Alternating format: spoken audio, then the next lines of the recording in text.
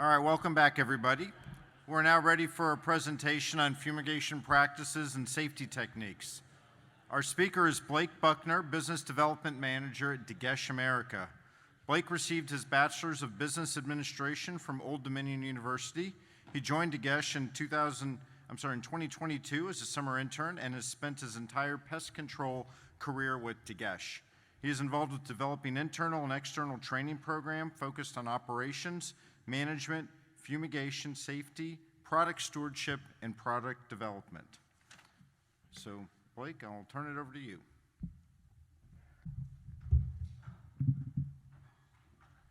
Morning, everyone. Just want to start by thanking CONVEY', Jess, Mark, and all the sponsors for the opportunity to speak.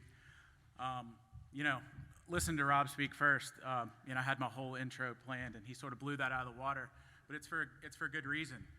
I was planning on giving you this super, in my mind, high-level view of fumigation and how it fits into your operations. And to be honest with you, he took it to the next level, and fumigation is one of those, I don't know what you call it at your facility, but it's really one of those lifesaver activities.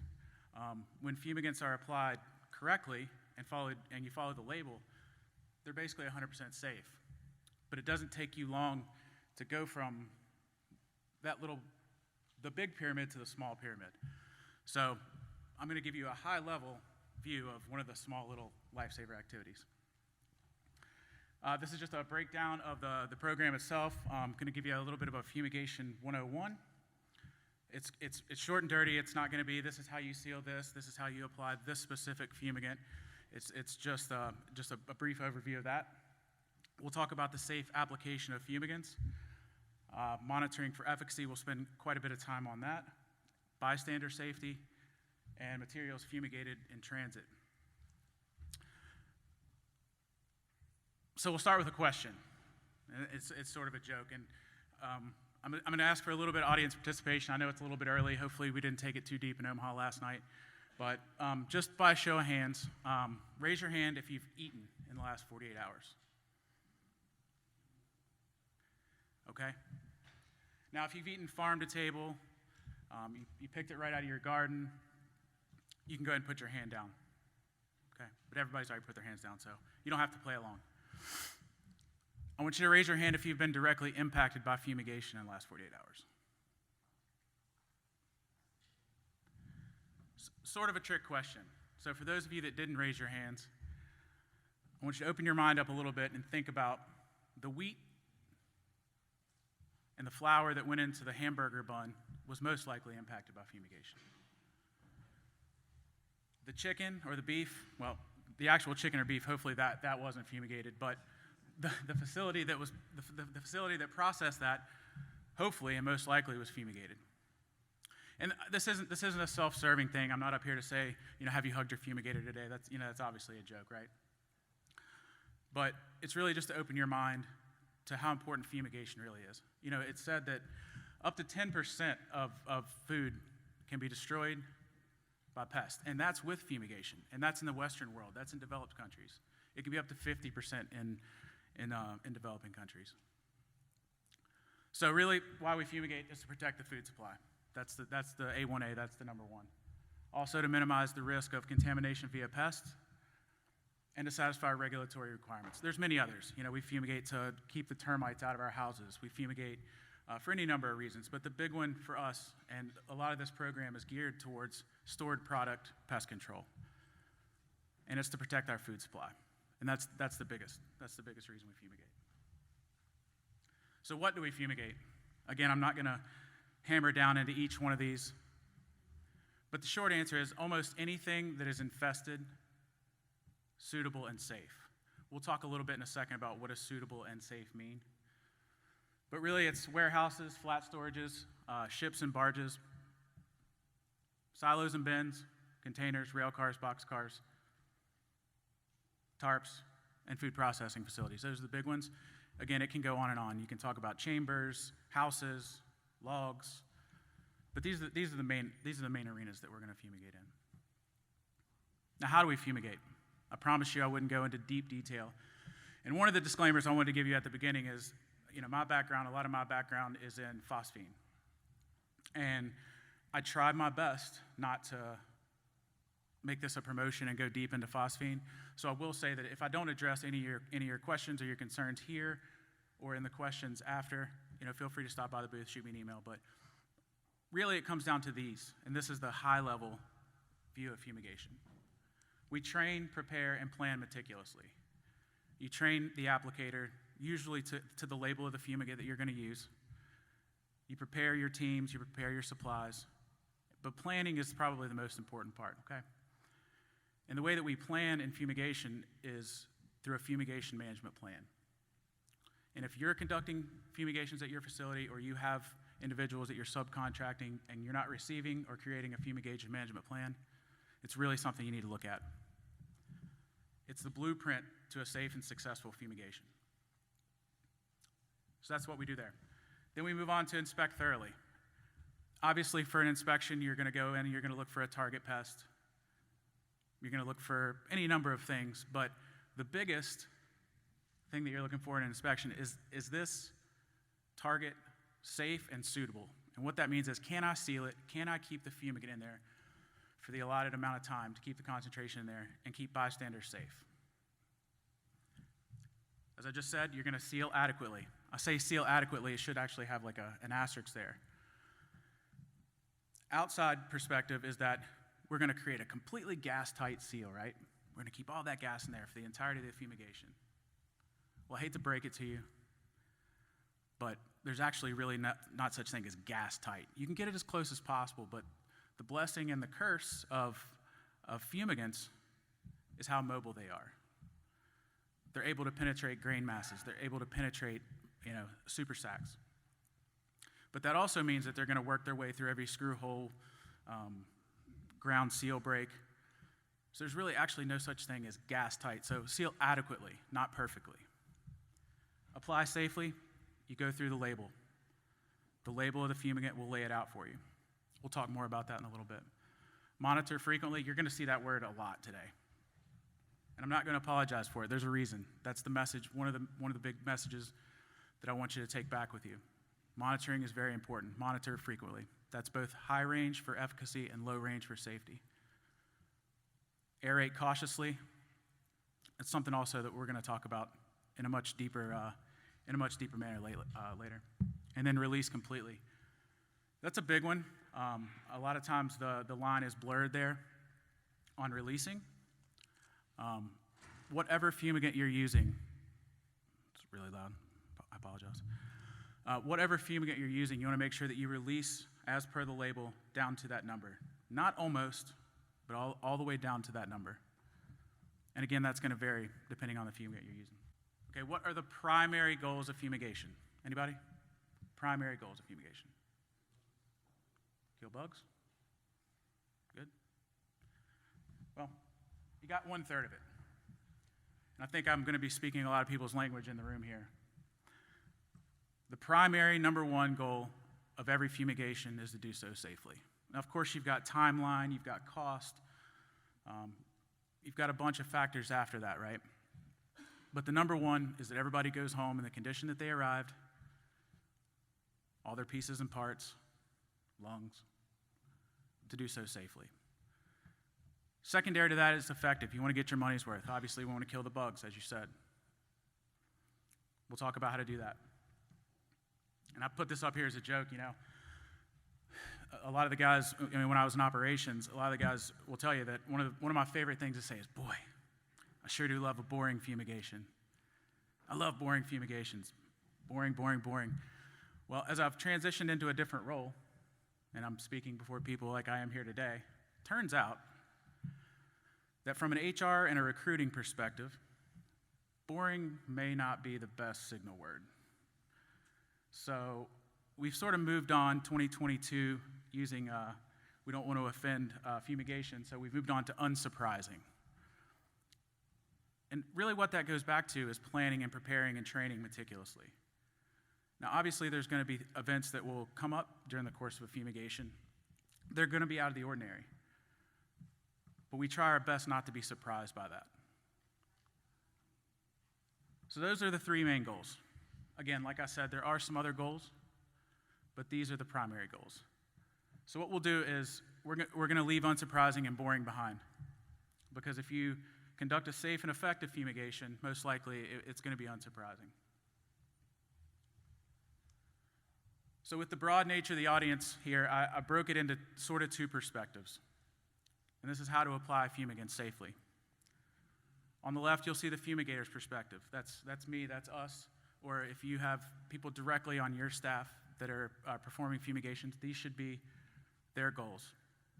And on the right, obviously the fumigator is a stakeholder, but that's sort of the facility managers, the safety managers, even guys up into the C-suite, individuals up into the C-suite, sort of a broader perspective on how do we apply fumigant safely. We'll start on the left column. From a fumigator's perspective, the way that we apply fumigant safely is going to be to follow best practices through training and labels. Oftentimes, hundreds of thousands, if not millions of dollars have gone into the development of these labels, to these fumigant labels. Trial after trial, test after test. But really, they're your best resource for how to apply fumigant safely. A lot of times, they'll go through a step-by-step on how to apply fumigant safely. And as I said at the outset, if you follow these labels, they're almost 100% safe. So that's your best resource, is the label. Proper dosages. Once you've gone through your inspection, you've got your cubic footage of your target. From a safety perspective, it's important to go by the label and not exceed label maximums. I'm going to show my bias a little bit here. But there's really two things that come into play here with proper dosages. The first is, if you exceed or go higher than the dosage that you need, number one, you're breaking the law, which the label is the law. That notwithstanding, you're going to have a higher concentration when we start to talk about aeration down here at the bottom, right? So what goes in must come out. It's going to take you much longer to aerate it. So you want to make sure you get adequate dosage in there, but never exceed the maximum. And when I said I was going to show my bias, particularly when we talk about phosphine, you never want to exceed the label maximum. There's some dire consequences that we can discuss offline, but never exceed the label maximum. Sealing, check and maintain your seals. From a safety perspective, that's like your last line of defense, right? That's what's keeping your fumigant in from getting out to the people that don't want to see it, don't want to smell it, don't want to hear about it. It's your last line of defense. And that's where the monitoring comes in, right? That's how we apply the fumigant safely, is monitoring. Told you, you're going to hear it a lot today. Monitor, monitor, monitor. But monitoring really, from a safety standpoint, is low range readings. And it doesn't really matter what fumigant you're using. You should be conducting these readings, okay, from a fumigator's perspective. Early and often. We'll talk more about that in the bystander safety portion. Aeration, again, I have this, well, it didn't quite translate, but it's actually, that's supposed to be like bold. Aeration, and I'll tell you a little bit. When I started in the industry, my family, not knowing, man, be careful handling that stuff. Be careful handling that stuff. And of course, we're working with restricted use pesticides, so there is an inherent risk there, right? But the truth is, actually handling and applying the fumigant it needs to be taken with care and applied per the label, but that's not really the most dangerous part. I guess statistically, the most dangerous part is driving to the fumigation, but after that, the most risky part of a fumigation is going to be aeration. Why? Well, it's because at that point, you're going to be potentially exposed to the highest levels of the fumigant. When you apply fumigants, generally you're either doing so remotely through lines or you're using a slow release fumigant. But when you go into these facilities to aerate, turn on fans, pull down seals, wearing your appropriate PPE, you're being directly exposed to the fumigant. If we're looking at it from a risk assessment, you're dead red. You're 8.5, 9, 10. You're on the high end. If you're looking at the entire fumigation process, that's where you're at the highest risk is for aeration, both to you as the fumigator and to the bystanders. It needs to be taken with care, and that's why it's highlighted. Again, my bias here a little bit with the deactivation. I'm just going to go through this really briefly. If you're using aluminum and magnesium phosphide, make sure that if that gas hasn't completely been reacted, that you follow the label on the proper deactivation techniques. So now on to the stakeholders' perspective, and hopefully this hits home with a lot of you in here. It says educate your teams. And what I mean by educate your teams is not just your fumigators. You want to educate anyone who may have a remote chance of coming in contact with the fumigants. Administrative assistants, truck drivers, custodial workers, anyone who has a remote chance. And what you want to educate them on, again, you don't need to teach them how to seal the silo. You just need to teach them what are the inherent risks. What are the fumigants we're using, and how do you avoid the risks? It doesn't have to be expensive. It doesn't have to be very time-consuming. We're talking 15, 20, 30 minutes. But you need to educate your teams. And if you are subcontracting your fumigations, or if you're doing it in-house, you need to hold your pest control operator accountable. You need to make sure that these things on the left, that they're adhering to these. And you need to demand and expect documentation therein, right? Make sure that you ask for training records, for safety records. How much fumigant are you using? What fumigant are you using? What's your aeration plan? Demand and expect the documentation of these things, because really what it is, and I was talking with an individual at our booth who I've sort of borrowed, I don't want to say stolen, but I've sort of borrowed this line here, brand protection from them. Jordan Rivera from FSS, right? And really that's what we're after here from a stakeholder's perspective. This is a brand protection move. If you're holding your fumigator or your PCO accountable on the left column, and they're doing all these things from a safety standpoint, then the things on the right come secondary, right? I was talking with my boss in the break, and we sort of go back to when we first started out as fumigators. This all goes back to the brand protection. When I first started out as a fumigator, you got 2 jobs, Buckner. You kill the bugs and don't show up on the news. And it's funny, right? But it really, we've got the safe, effective, and unsurprising, but really that fits right into that. Because I can almost assure you this. From a safety perspective, from a fumigation perspective, if you or your organization show up on the news, it's almost 100% that it's not going to be positive news. So again, it's a brand protection move to follow these guidelines and safety guidelines on the right and the left, because at the end of the day, I'm not up here to tell you that the most expensive fumigation is the best fumigation. That's not what I'm saying. But what I'm saying is, if you're holding your PCO accountable and your fumigators accountable on the left side column, what seems like such a small line item, let's just say we're talking about a bulk motor vessel fumigation. 7, 8, 9 figures. Well, probably 7 figures, right? Yeah. It seems like such a small cost, but that can turn into a massive cost if the proper procedures aren't taken. And we'll talk a little bit more about how that can happen later. But really, again, I hate to belabor the point, but you need to look at fumigation not as you get in here, you kill the bugs, pat on the butt, great job. But if you hold your fumigators accountable on the left column, or if they're on your staff, you're obviously going to want to hold them accountable as well. Then you're going to be properly protecting your brand.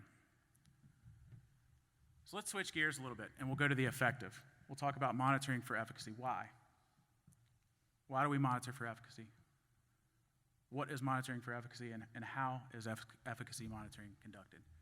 And this quote on the top, literally it should be like tattooed on my forehead, because if I've heard this once, I've heard it 1,000 times. We have our mission statement for Degesch, but really this should be part of it. And if you're not monitoring, you're not fumigating.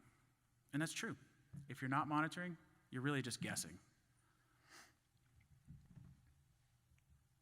So technically, what is efficacy monitoring? It's a measurement of the fumigant concentration from inside of the target at the time of fumigation. How much gas is in there? That's really what we're talking about. How much gas is in is in your target. It's typically measured in parts per million or ounces, but really what it comes down to is this equation here. And for the fumigators in the room, you know, this is old hat to you, but it comes down to this equation, CTT. Time, obviously you can measure with your watch or a clock, temperature with a thermometer, but a critical part of this equation is concentration. And if you're not following through on that, and you don't know what your concentrations are, then you're potentially coming up with a bad math problem here, because CTT equals pest mortality. So if we're talking about it from an efficacy standpoint, and we're not measuring or we're guessing on one part of this equation, well, you're sort of gambling with the effectiveness of your fumigation. Now, where are these readings taken? I'm just going to spend a moment talking about this. Really, if you're fumigating a commodity, whether it's a grain pile, a silo, super sack, box, whatever it is, you really should be taking these monitoring readings from within that commodity, right? You don't just want to throw a test line into the airspace, because where the damage is occurring, the life stages of the pest, the most damage is going to be occurring in that commodity. You're trying to protect the commodity. You're not trying to protect the air. Now, of course, you want to kill the bugs in the air as well. But you need to be measuring if that fumigant is penetrating the way that you expect it to. And as I said here, you do so by probing. If there's no commodity, then you're going to take airspace readings, and we often suggest that you take airspace readings because it will help you understand whether, if you've got a sealed structure, it'll help you understand whether that fumigant has equalized, whether it's reached equilibrium. But at the very least, you should be taking commodity readings. Why? Why do we monitor for efficacy? Well, it's to ensure that you're fulfilling that part of the equation, the concentration part of that equation. A lot of times commodities and pests have specific ranges at which you need to fumigate at. And if you're not monitoring, you're guessing. So you need to know that you're there. And conditions in facilities change. I'm going to take a moment and tell you a little story.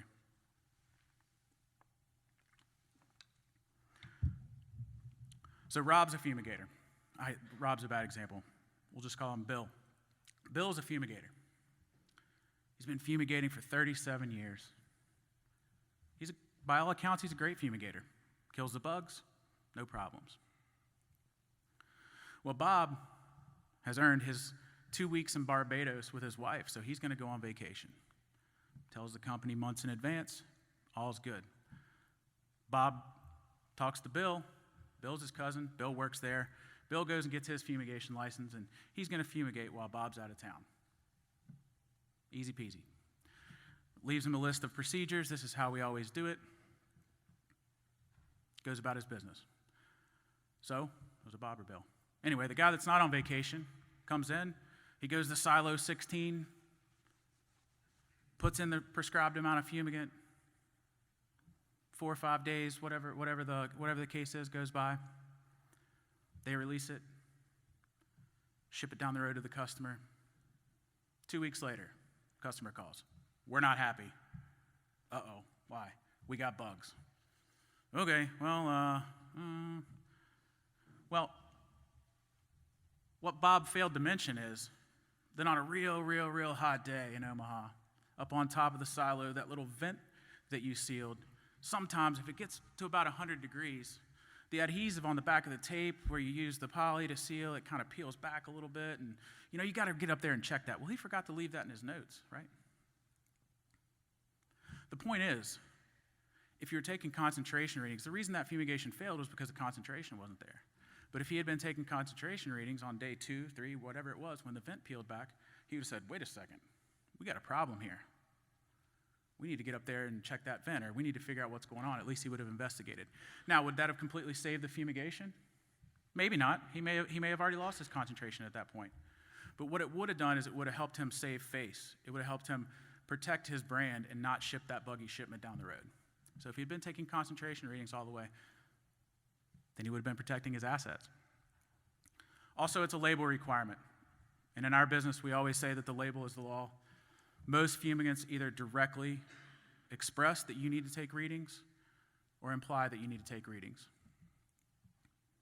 And if you're going to export, in the PPQ manual, most commodities that you're going to export have a threshold of ppm or ounces, depending on the fumigate you're using. So you're obviously going to have to take monitoring readings for that. But really, it's a transparency thing, at least from a fumigator's perspective. From our perspective, it's a transparency thing. It's a way for me to show you that you're getting what you paid for.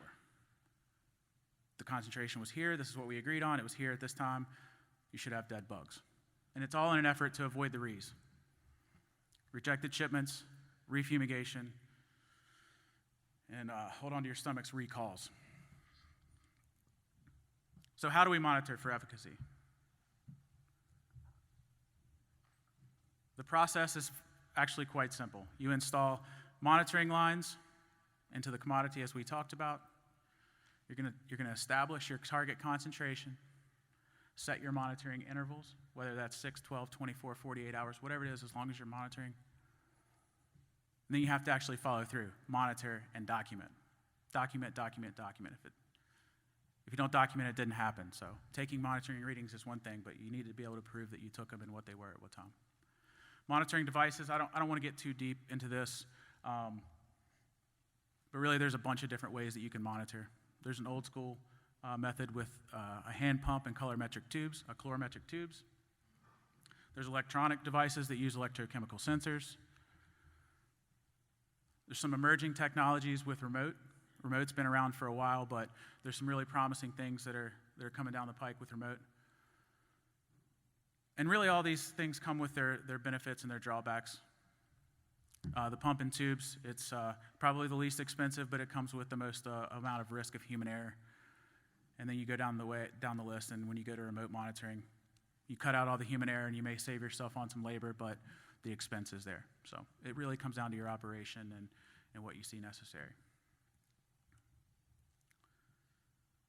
So we'll move on a little bit to bystander safety. These are really the people that are in the how do we apply fumigants safely slide. These are really the people that aren't really fitting into either one of those columns, or maybe they're fitting into both, but really these are the people that aren't directly involved with the fumigation. We start with the label, of course. Follow the label. Most fumigants have really clear-cut things, really clear-cut instructions on how to keep bystanders safe in the label. In some places, California, there are going to be some local rules and laws that supersede the label and go several steps further past what's required by the label. So just make sure that you're following up on that. This is an important one, though, educate and communicate. We talked about it in the other slide about educating everyone, right? Educating the administrative assistants, the truck drivers, the forklift drivers, everyone, even the people that aren't directly involved with the fumigation. But really, that's only half the battle, right? You've educated them on this, but you have to follow up with communication. It does you no good to educate someone. This is the fumigant, these are the risks, this is how to avoid it. But then you don't tell them, hey, by the way, or send out a mass email, whatever it is, hey, by the way, next Tuesday we're fumigating. If you don't follow through with the communication into that, then their education may fall short.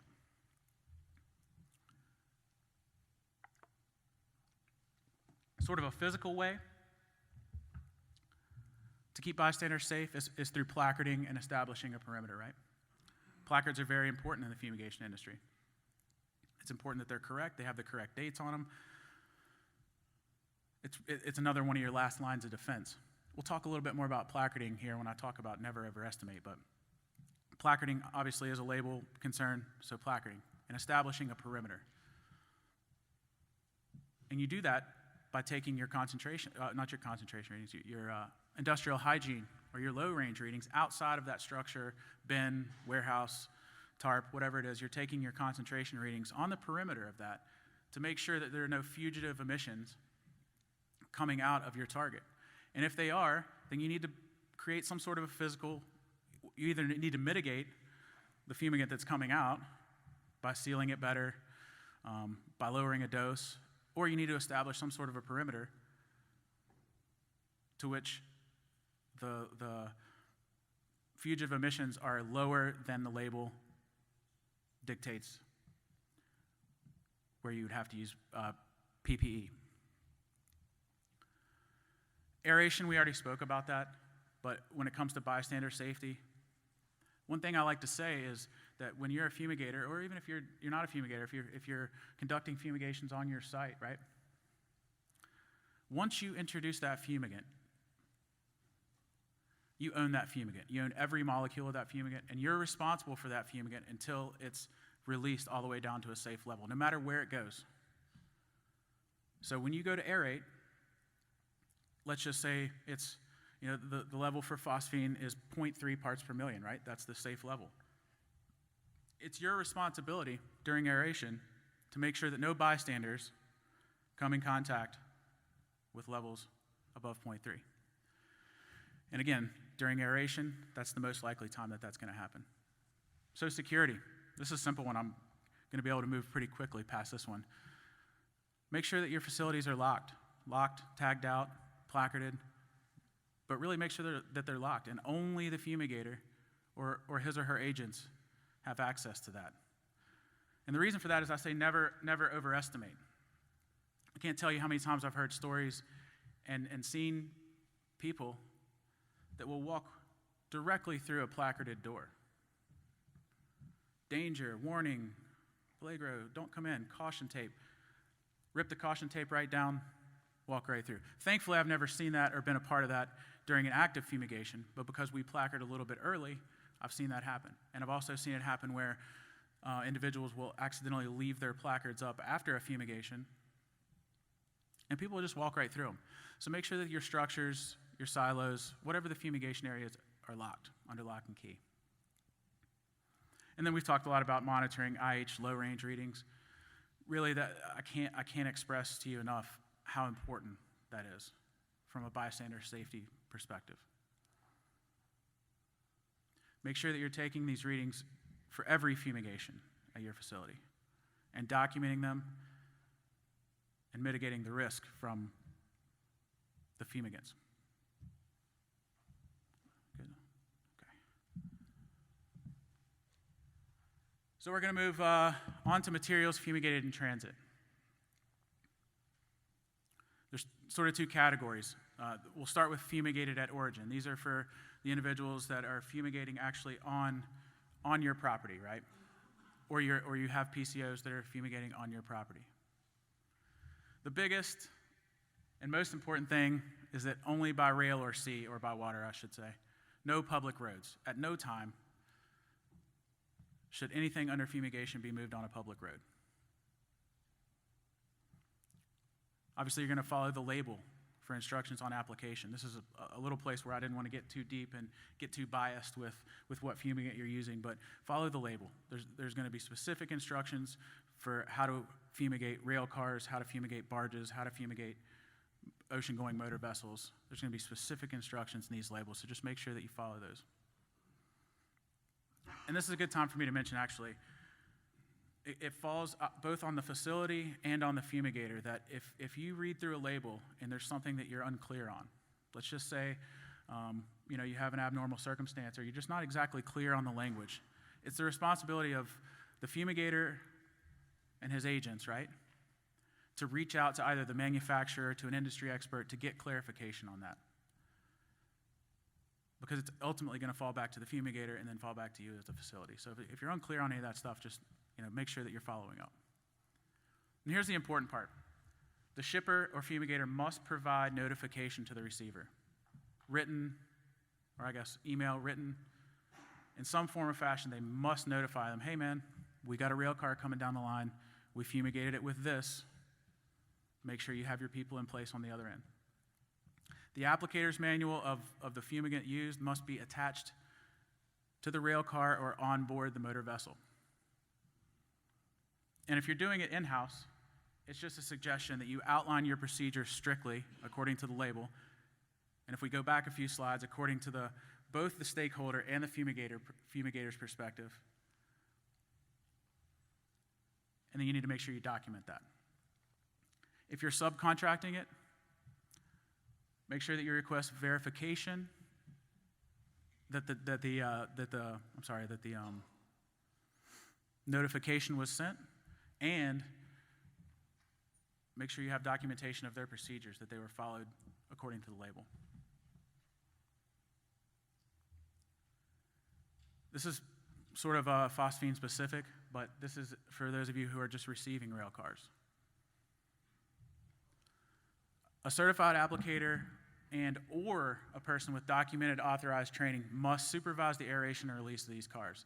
So basically what that's saying is you don't necessarily have to have a certified applicator, a person with a license there, but they either need to be trained by a licensed applicator or go through the specific training requirements that are listed down here. It's based on the applicator's manual.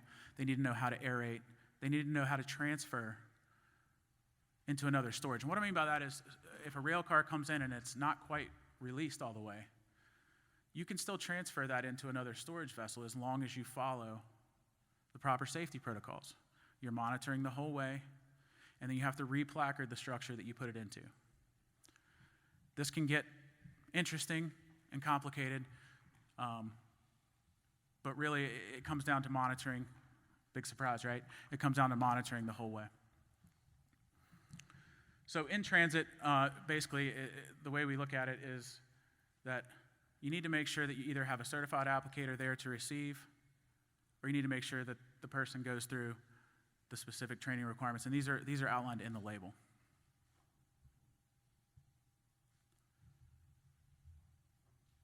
So that sort of wraps it up. Just a quick summary. I know it was a lot. I tend to talk fast. I jump around a little bit. I'm getting used to this whole thing. I like to say I'm a father first, I'm a fumigator second, and I'm a speaker third. I'm trying to reverse those two to where I'm father, speaker, fumigator third. But just a summary to go through what we sort of discussed. Applying fumigant safely comes down to the labels, the training, and your procedures. And then you need to follow up and hold either your people, if they're your people on your staff, or your subcontracted pest control operators, you need to hold them accountable. Because you can rest assured that if something goes wrong, whoever it goes wrong to, they're going to be holding you accountable. So you might as well skip that step. Hold your pest control operators accountable from the outset.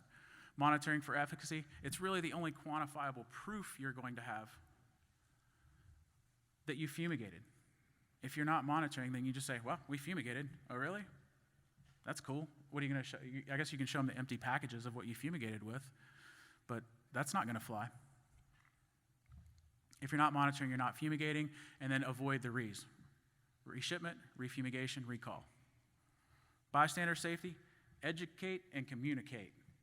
Educate is worth nothing unless you communicate. And then obviously you want to placard and monitor the perimeter.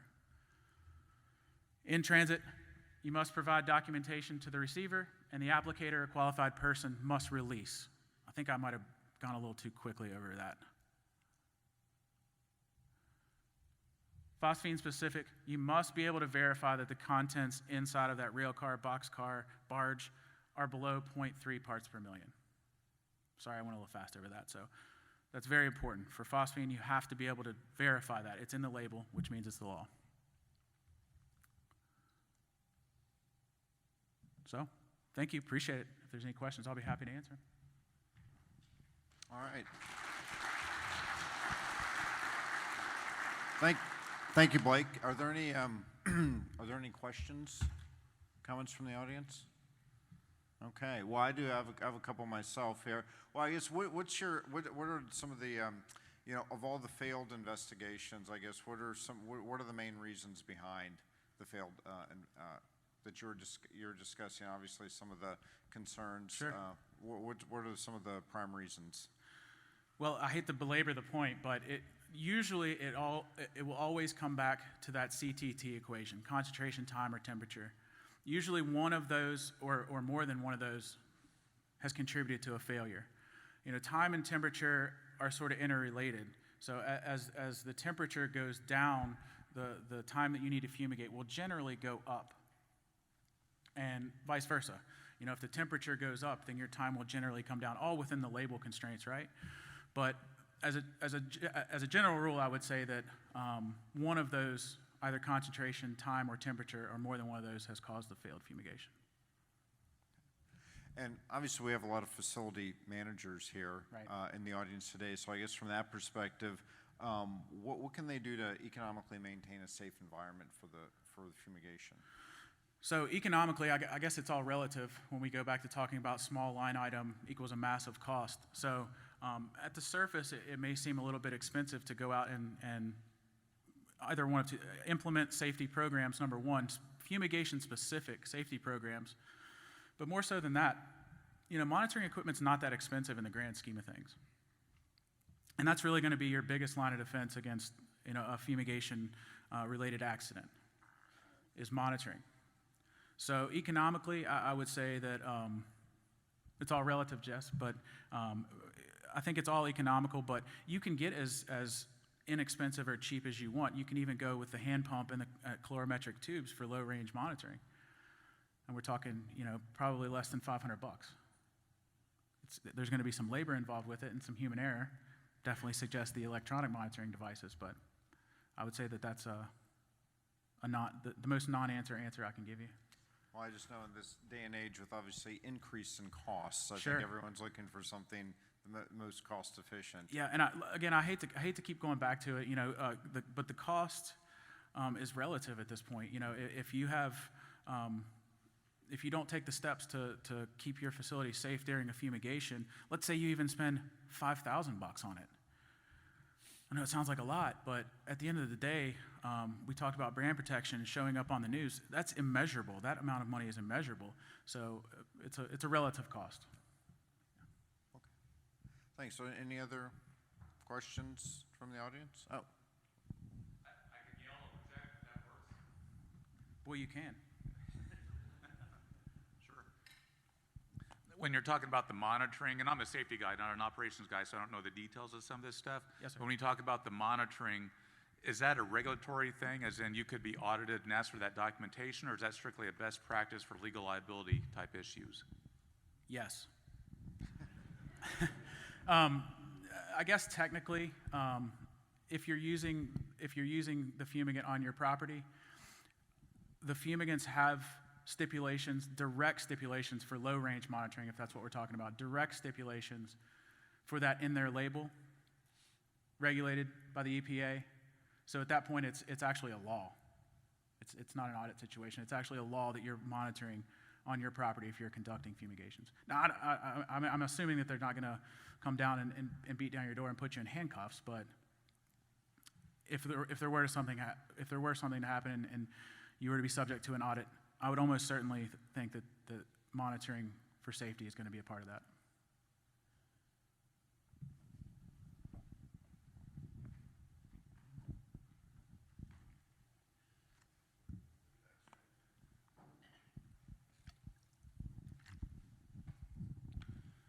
So there was a OSHA citation issued in Kansas and settled in Kansas, I think it was last month, for not having an eye wash station at the storage location of the phosphine,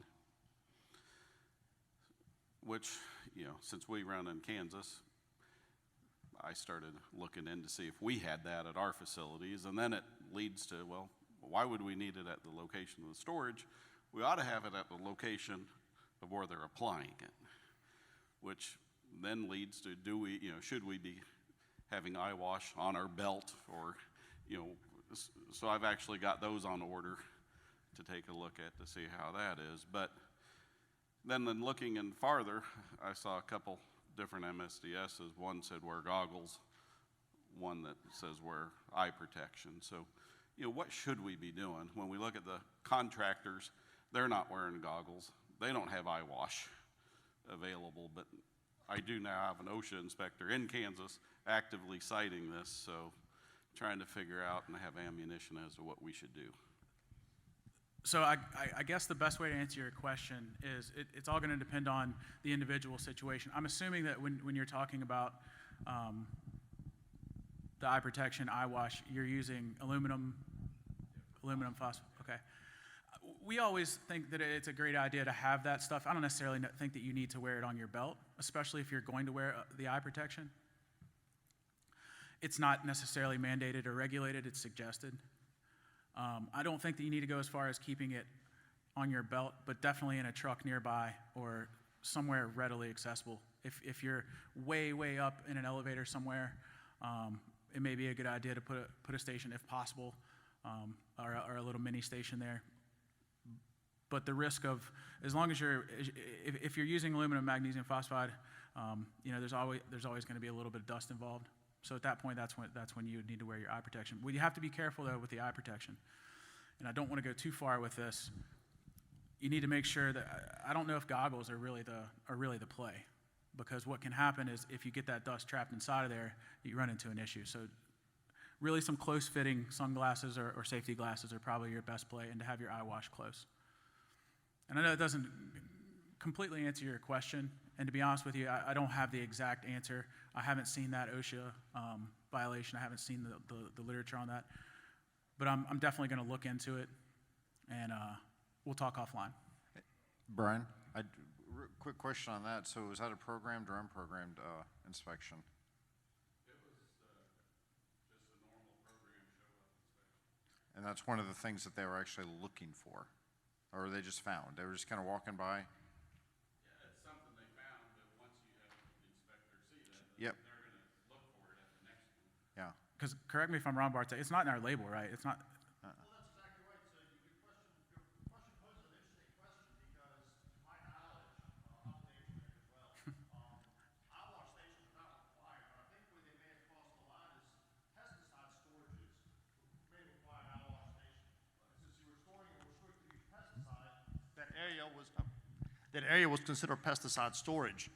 So I think indirectly is how the OSHA violation may have come about. I'm going to look into this a little bit more, and we'll definitely talk. Phosphine might be listed as corrosive, so if they're corrosive, then you need eye wash. Right. But the SDS does not require No. utilization of an eye wash station. No.